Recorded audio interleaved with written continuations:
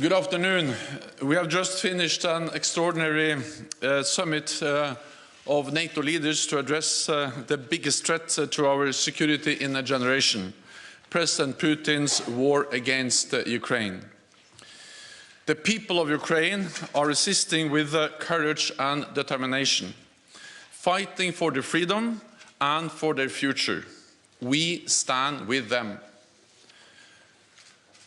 President Zelensky addressed us with an impassioned message, thanking NATO allies for the significant support we are providing and stressing the vital importance of even more military assistance. Today, NATO leaders agreed that we must and will provide further support to Ukraine. We will continue to impose unprecedented costs on Russia, and we will reinforce allied deterrence and defense. Leaders approved our 4 new battle groups in Bulgaria, Hungary, Romania, and Slovakia. These are in addition to the 4 already in the Baltic countries and Poland.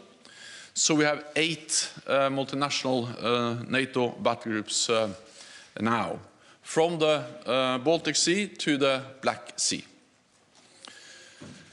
Across Europe, there are 100,000 US troops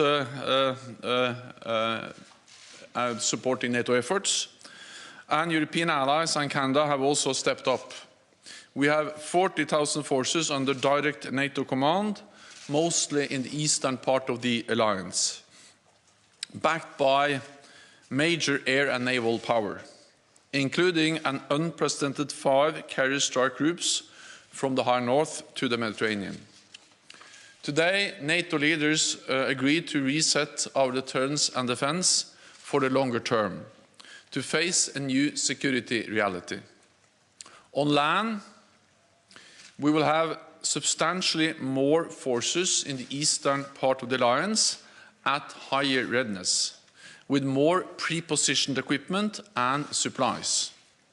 In the air, we will deploy more jets and strengthen our integrated air and missile defense.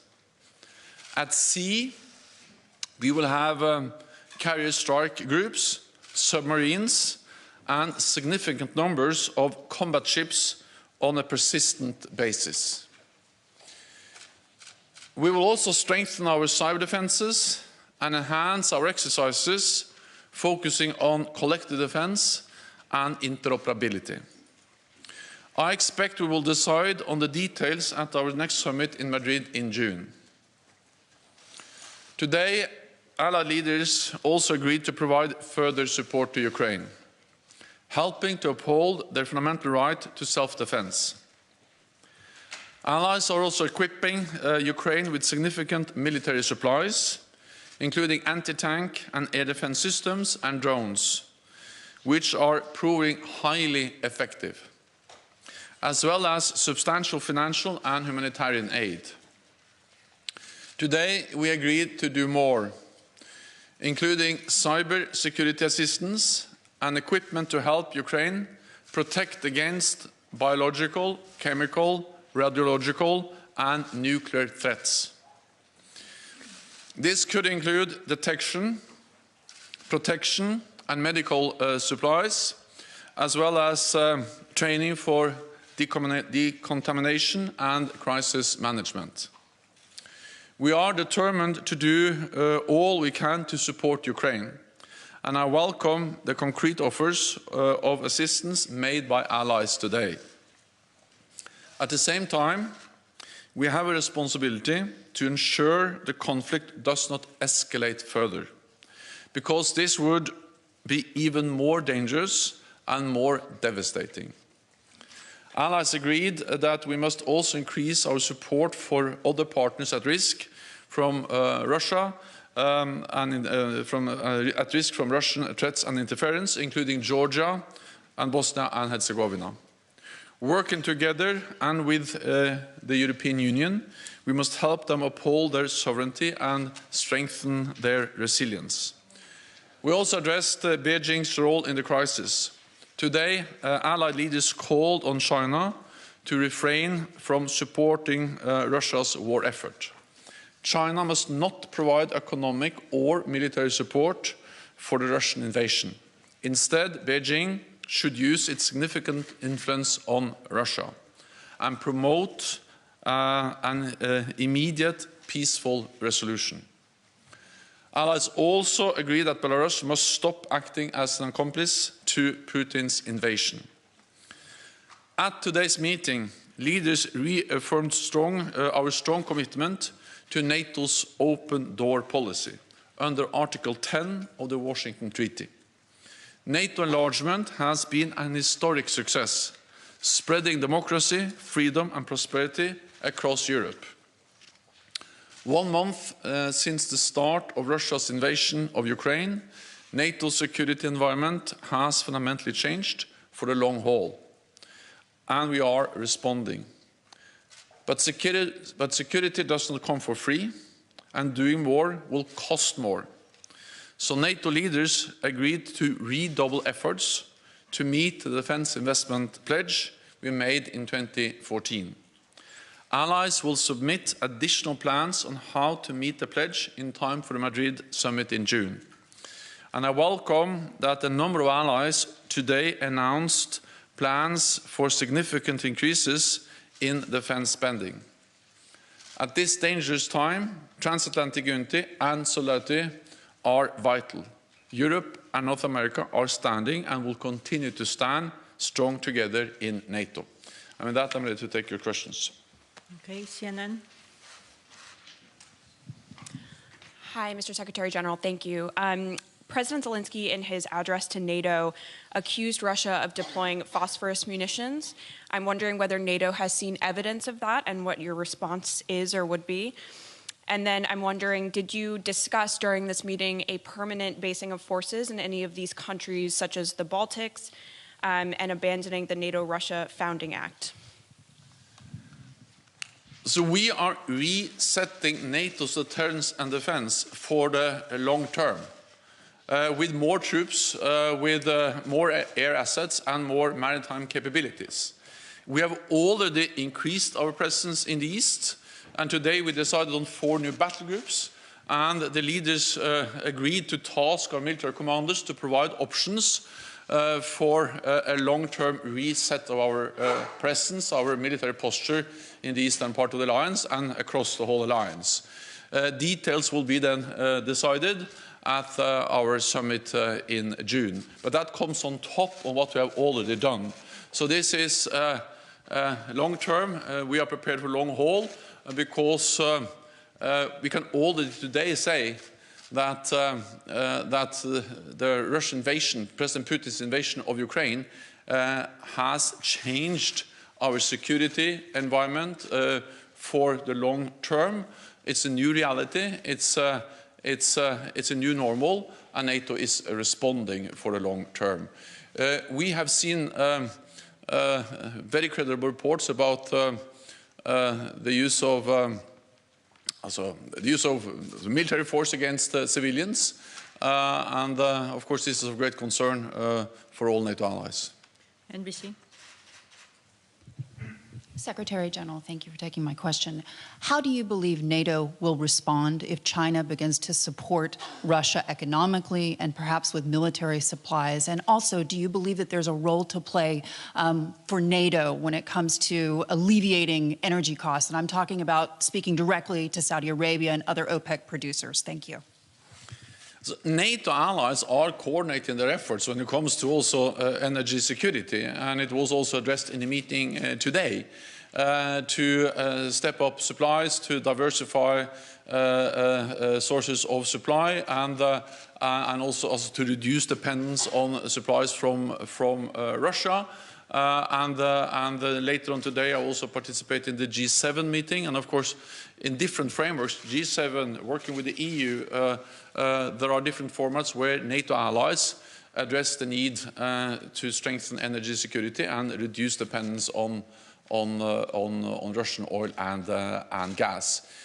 Our message to China is that they should join the rest of the world and clearly condemn the brutal war against Ukraine and not support Russia, neither with economic support or, of course, not with military support.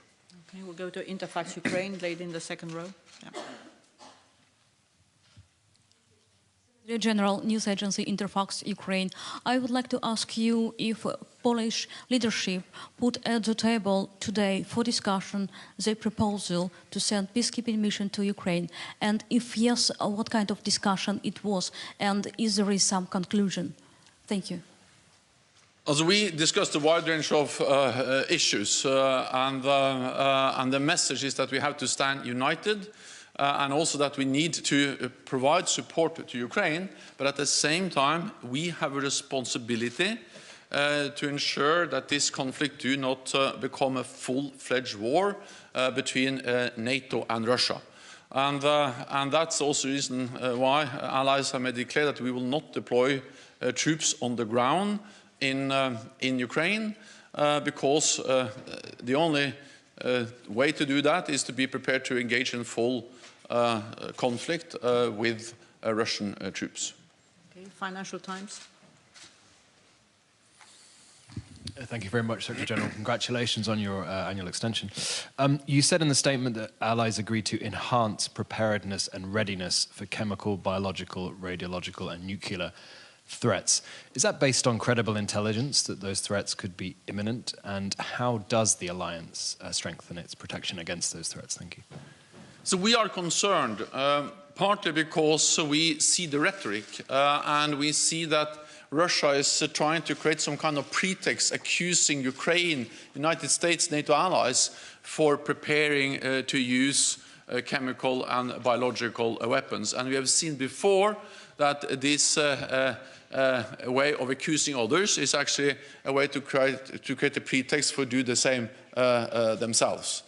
And of course, the accusations against Ukraine and NATO allies are absolutely false. Any use of chemical weapons will totally change the nature of the conflict. It will be a blatant violation of international law, and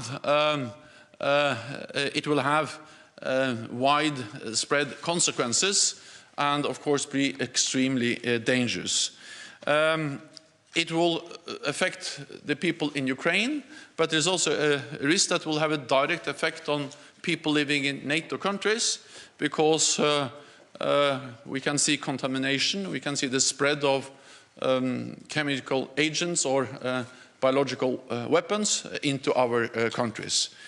We also know that Russia has used chemical agents against its own opposition, and they have used it on NATO territory in Salisbury before. And we also know that Russia has facilitated, supported the Assad regime in Syria when they used chemical weapons against their own population. So this just highlights the importance of ending this war immediately, because this is a dangerous situation. And therefore we impose the sanctions, therefore we support Ukraine. Allies agreed to supply equipment to help Ukraine protect against chemical, biological, radiological and nuclear threats. This could include detection equipment, protection and medical support, as well as training for decontamination and crisis management. We are also enhancing allies' preparedness and readiness for chemical and biological and nuclear threats. Our top military commander, General Walters, has activated NATO's chemical, biological, radiological and nuclear defense elements, and allies are deploying additional chemical and biological and nuclear defenses to reinforce our existing and new battle groups. So we are taking measures both to support Ukraine and also to defend ourselves. Okay, we'll go to Al Jazeera. Secretary General James Bays from Al Jazeera. President Zelensky, when he addressed you, recalled the fact he first spoke to you a month ago and he says he didn't get clear answers. So this time he asked you specifically for 1% of all your tanks, for 1% of all your aircraft, for multi-launch rocket systems, anti-ship weapons and means of air defence. A very specific list. What is your clear answer? We all listened very carefully to President Zelensky, and many of the leaders in the room have had contacts with him over these weeks. I also spoke with him, and the Ukrainian defense minister participated in our defense ministerial meeting last week. We listened carefully, and of course we took note of his very compassionate message to all NATO allies. NATO allies provide significant support to Ukraine. And we provide also lethal weapons, advanced systems, and also systems that help them to shoot down planes and attack battle tanks with anti-tank weapons and many other types of systems, including drones. I will not go into the details of the exact type of systems we are deploying. There is close contact between NATO allies and Ukraine. But what I can say is that allies do what they can to support Ukraine with weapons so Ukraine can defend themselves. Self-defense is a right enshrined in the UN Charter. At the same time, we have a responsibility to prevent this conflict from becoming a full-fledged war in Europe involving not only Ukraine and Russia, but NATO allies and Russia. That will be more dangerous and more devastating. And I think we have to be honest about that, and that's exactly what we have been in our meeting today, and also what I say to you in the press conference now. So again, no clear answer. Well, what we do is that we are delivering a lot of equipment, and that is an answer, but I will not go into the details. I don't think that's wise for operational reasons if I listed exactly what and when and how. We are delivering essential equipment to Ukraine. NATO allies have stepped up, and it's essential for the progress they have been able to make in the fight against the invading Russian forces. Thank you very much, colleagues. I know there are many questions. I'm afraid the Secretary General needs to go to the G7 meeting, but there will be other briefings throughout the day. Thank you so much. Thank you.